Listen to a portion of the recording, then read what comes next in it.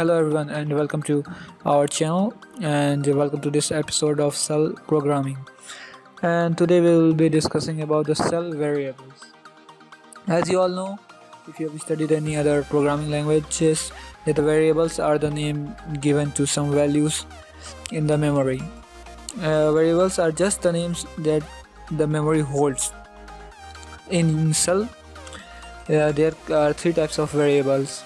The first one is system variable, which is also known as environment variables, and the second one is local variable or the user defined variable that we defines, and there is read only variables. This type of variables are used to make our other variables read only, which means you cannot change that variables if it is read only. So let's have a look to all of the variables that are in the cell. So let's start with the system variable. So there are many type of cell variables, starting with the first one, that is ps1. This ps1 variables is used to change the prompt size. Here you can see that the prompt size is hashtag. So if you want to change this, just start with capital ps1. ps1 is equal to whatever sign you want to change. If you want to change it with plus, just write plus and then press enter. Okay, here you can see your prompt has changed to plus. Here you can write command like ls-l, oh sorry, its caps lock is on, ls-l, and here you can see that it is working fine. So like if you want to do hashtag, it will change to hashtag. Okay, some of you might be thinking what will happen if you leave empty space inside it. Nothing is going to happen. It will also treat empty space as a string, and so you will see an empty thing here. Oh sorry. Okay, like this. Here you can see nothing, you have no prompt, you have a space prompt. Okay, let's check what happens if nothing at all is declared. This also takes nothing and your terminal just start from the beginning. So this is all about the ps1, which is one part of the environment variable, or we can say the system variable. Now just let me exit this terminal and oh, no need to exit, just let me clear it out and it will look more clear. Okay, here is the terminal.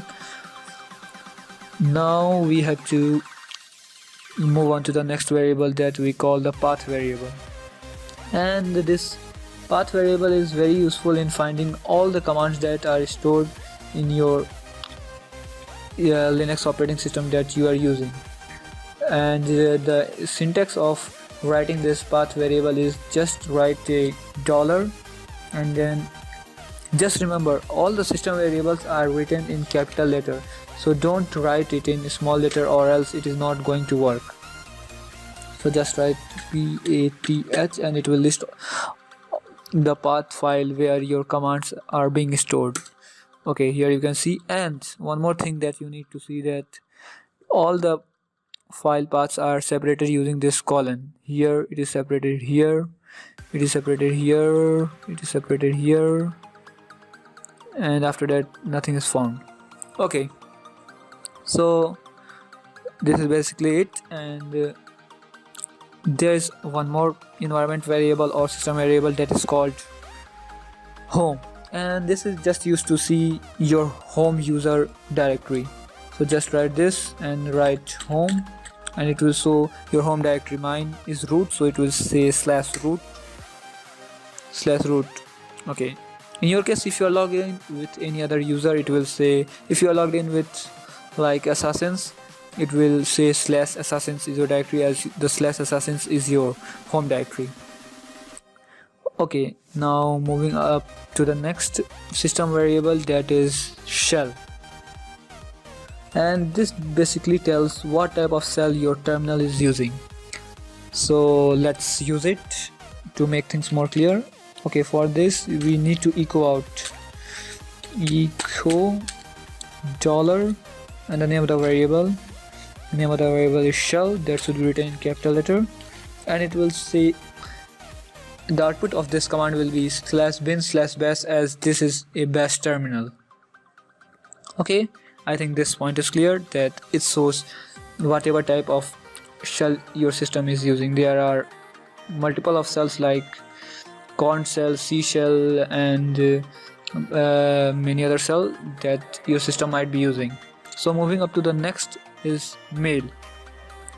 Mail is a system variable that stores the location where your mails are stored.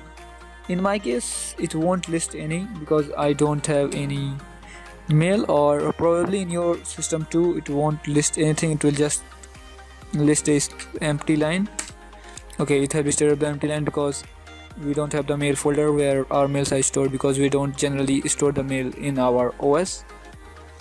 Okay, now moving us to next system variable, that is known as term, the version of the terminal that you are using right now.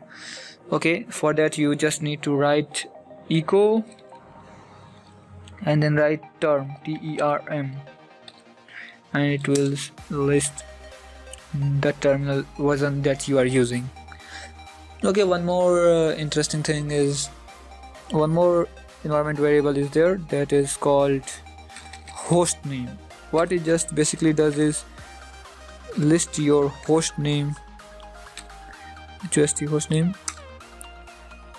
If you do remember, during the installation process it asks for us to give a host name, and this our host name is Kali. We gave it Kali, so it is showing us Kali.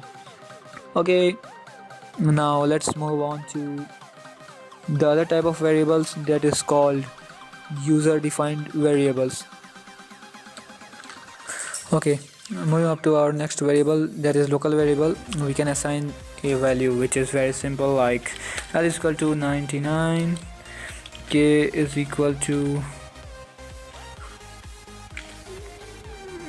L, and we can echo it out, echo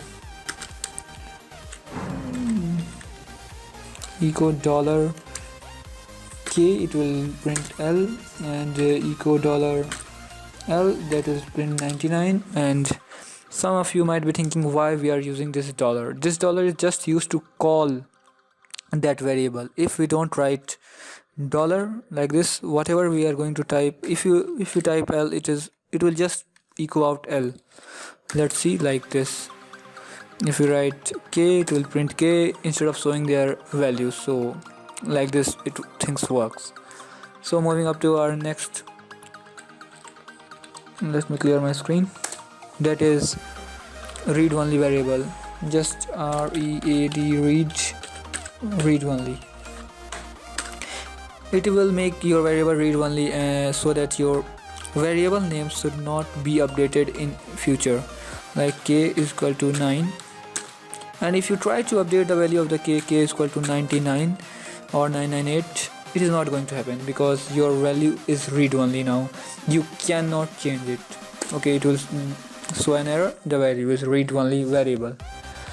So I think up to this point you have no confusion, and if you do have the confusion, just let me know in the comment section below. Hope to meet you in next video. So thanks for watching, and please don't forget to subscribe to our channel, which is very necessary for me to grow. Thanks.